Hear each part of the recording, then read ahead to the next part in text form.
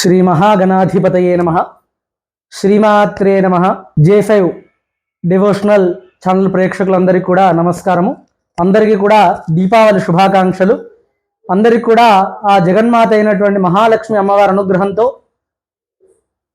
అందరూ ఆయురారోగ్యాలు భోగభాగ్యాలతో సుఖ సంతోషాలతో ఉండాలని ప్రార్థిస్తూ మరొక్కసారి దీపావళి శుభాకాంక్షలు తెలియపరుస్తూ ఓం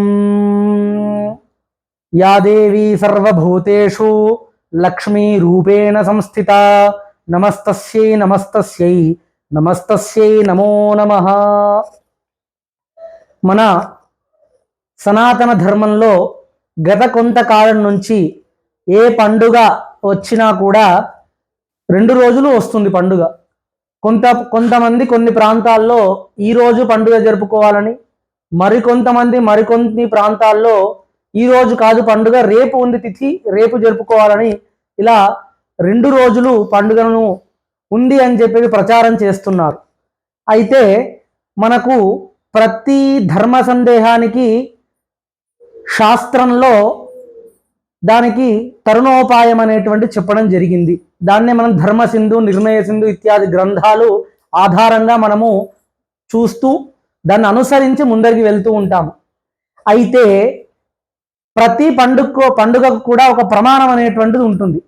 నృసింహ జయంతి చూసినట్టయితే స్వామివారు సాయంకాల సంధి సమయంలో సాయంకాలము ఆవిర్భవించాడు కాబట్టి నృసింహ జయంతి సాయంత్రం విశేషంగా చెప్పడం జరుగుతుంది. అదేవిధంగా ఇక్కడ మనకు దీపావళి పండుగ కూడా మనం చూసినట్టయితే ఈ సంవత్సరము 31వ తారీఖు రోజున మధ్యాహ్న కాలంలో 2:47 అమావాస్య ప్రారంభమవుతుంది. అయితే ఉదయాత్ పూర్వము, సూర్యోదయాత్ పూర్వము నరక చతుర్దశి తిథి ఉంది కాబట్టి ఉదయాన్నే అదే రోజు 31వ తారీఖు గురువారం రోజున నరక చతుర్దశి యథావిధిగా ఉదయాత్ పూర్వము సూర్యోదయానికంటే ముందు కాలంలో బ్రాహ్మీ ముహూర్తంలోనే నిద్రలేచి చక్కగా మంగళహారతులు తీసుకోవడం అనేటువంటిది చేసుకుంటూ ఉంటాము. తైలాభ్యంగన స్నానం చేయడము, మంగళహారతి తీసుకోవడము ఇలాంటివి చేస్తూ ఉంటాము. అలాగే ఆ రోజు విశేషంగా నువ్వులలో లక్ష్మీ అమ్మవారు ఉంటుంది నువ్వుల నూనెలో. కాబట్టి ఆ నువ్వులను చక్కగా శిరస్సుకి శరీరానికి రాసుకొని తైలాభ్యంగన స్నానము చేస్తూ ఉంటాము, మంగళహారతులు తీసుకుంటూ ఉంటాము. మనందరికీ తెలిసినటువంటి విషయం. అయితే ఇక్కడ సందేహం ఎక్కడ వచ్చింది అంటే దీపావళి 31వ తారీఖు జరుపుకోవాలా లేదా 1వ తారీఖు జరుపుకోవాలా అంటే 2 రోజులు కూడా జరుపుకోవచ్చని శాస్త్రం చెప్తుంది. అయితే ఎలా జరుపుకోవాలి అంటే 31వ తారీఖు మధ్యాహ్న కాలం 2:47 దీపావళి అమావాస్య ప్రారంభమవుతుంది కాబట్టి ఉదయం యథావిధిగా నరక చతుర్దశి నిర్వహించుకొని సాయంకాలము 2:47 నుంచి సాయంకాల పర్యంతము అంటే అమావాస్య రాత్రి వ్యాప్తంగా ఉంటుంది కాబట్టి మహాలక్ష్మి పూజలు, దీపలక్ష్మి పూజ కావచ్చు, మహాలక్ష్మి ఆరాధన, జపతపాదులు ఏవైనా కూడా మహాలక్ష్మి పూజ 31వ తారీఖు సాయంకాలమే నిర్వహించుకోవచ్చును. అదేవిధంగా నోములు, దీపావళి నోములు కూడా చేస్తూ ఉంటాం కాబట్టి ఆ దీపావళి నోములు కూడా సాయంకాలం నిర్వహించుకోవచ్చును. అదేవిధంగా కొత్త నోములు నోచుకునే వాళ్ళు కూడా ఈ సంవత్సరము స్వాతి నక్షత్రముతో కలిపి వస్తుంది కాబట్టి అమావాస్య 1వ తారీఖు రోజున కొత్తగా నోములు ప్రారంభించే వాళ్ళు కానీ, నోములు తీసుకొని వచ్చి నోచుకునే వాళ్ళు కానివ్వండి, లేదా పడిపోయిన నోములు ఏవైనా ఉన్నా కూడా 1వ తారీఖు నిర్వహించుకోవచ్చును.